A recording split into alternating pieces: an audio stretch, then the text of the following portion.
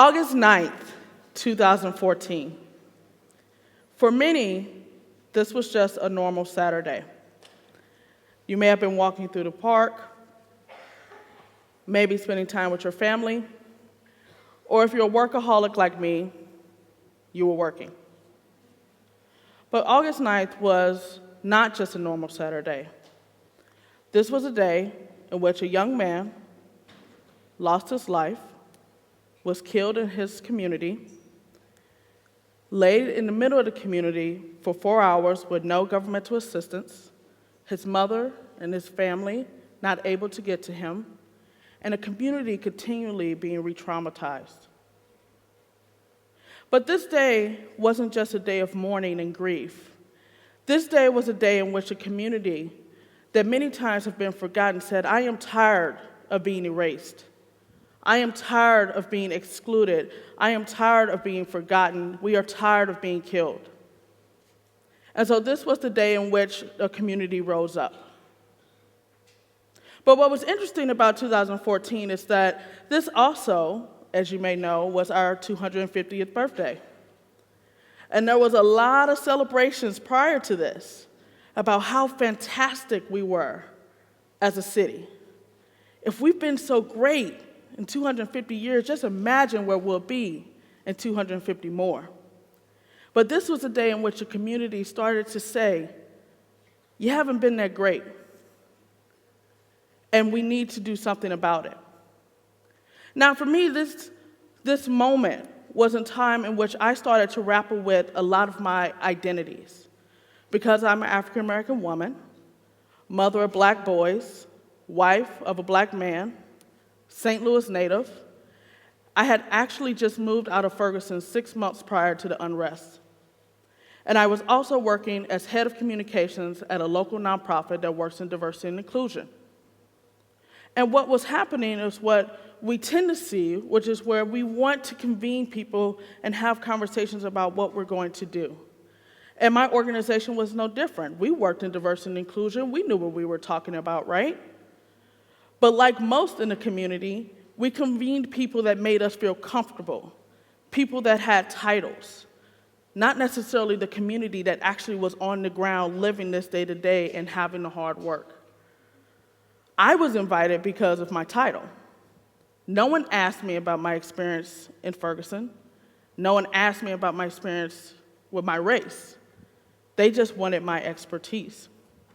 And so this was a time in which I said, this is enough. I'm tired of this fragmented way in which we address problems within our region. So like many, I started to ask the question of how should I, or how should we respond? Because we saw that it was necessary, but yet when we think about building inclusive communities or equitable communities, they have never been accomplished. And so we are literally trying and experimenting to get there. But for me, I also started to ask the question of why should designers and creative practitioners respond? Because many times we're not invited to the table. If we're invited, someone maybe sketched something on a napkin, slid it our way, and say, hey, make it happen for me. We love to consume art and design, but we don't always appreciate the producers of it. And so I directly wanted to bring designers into this conversation. And designers, I really wanted to be there because they are navigators of complexity in ambiguous situations every single day. They build something out of nothing every single day. But then also when you think about design, design is everywhere and it is everything. The clothes we are wearing, the building in which we're sitting in right now. But then design isn't just the tangible, it's also the intangible. Our systems have been designed. Just like our systems of oppression, our systems of inequalities, our systems of inequities. Now, many people are talking about how they want to address inequities within the region, and many of them have not even tried to define what that means. I can't tell you how many companies said that we really believe in diversity, inclusion, and equity, but don't actually have people at the table that know what diversity, inclusion, and equity actually stands for. So I'll use the definition that Ford through Ferguson developed, in which they said that racial equity is when outcomes are not predicted by race. So I'll give examples. Blacks are incarcerated 5 times the rate as whites. The Latinx population, 2 times the rate. On average, it would take the black community 228 years to accumulate the same amount of wealth as whites. That is 17 years shy of slavery. It would take the Latinx population to the year 2097. These are not personal decisions. These are systems that have been designed.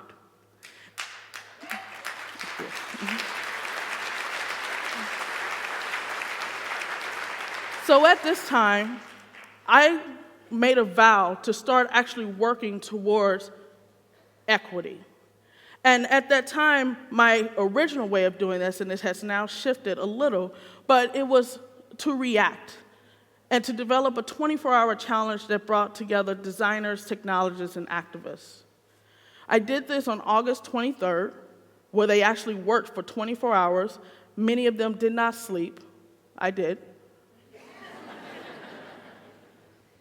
I mean, if you count sleeping on the floor for 2 hours sleep, yep, I got a lot of sleep that night. I worked with them for a year to bring those ideas to life in St. Louis. All 5 were activated within a year, and 3 are still active to this day. And so I want to talk to you about how some of these projects were addressing these common issues within our lives that we sometimes want to pretend are not there. For example, when thinking about design, if these systems have been designed, then why are we not using design to dismantle them? Why are we not using intentional and equitable design to actually fight for better communities? One of the projects, called Cards Against Brutality, created by Christian, David, and Nandini, was looking at media narration and framing. Like sexual assault victims, victims of police brutality are victim blamed. I personally think that thug is the new N-word.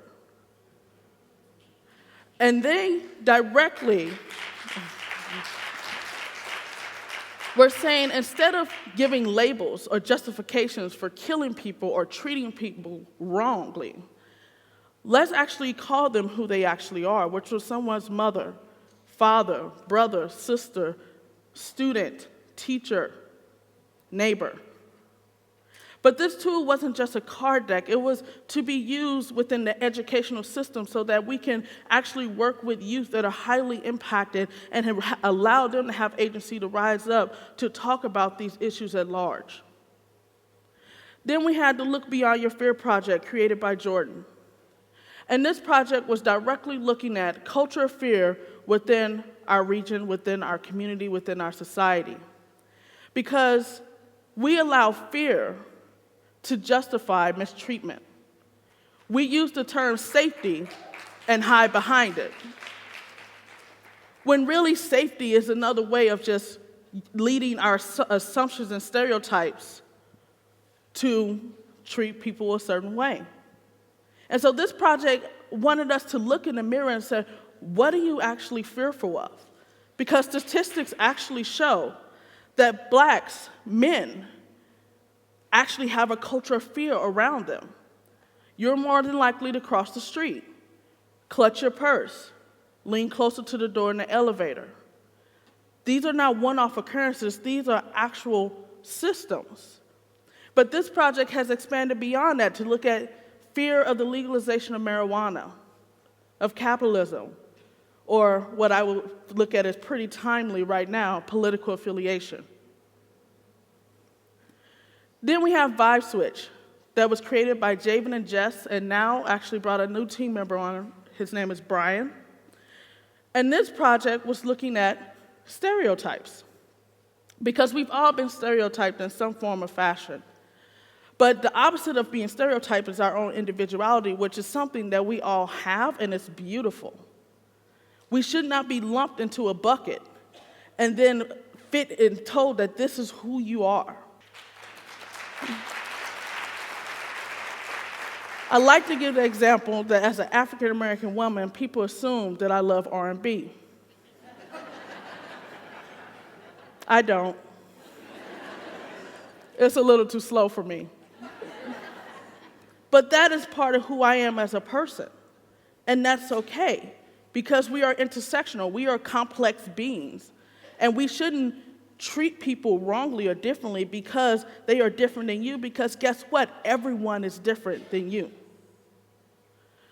Then we had Connected for Justice, created by Deandra Nichols. Yes, she does a lot. This project was looking at and building upon a framework she developed called civic matchmaking. Because Dee was one of those people that was on the ground regularly, doing the hard work. But she also acknowledged that there were many that were not able to be there for many different reasons. And so she created a site in which people could volunteer different actions and interventions, and then others would volunteer to make it happen. When this site shut down at the end of 2014, over 700 actions had occurred because of this site.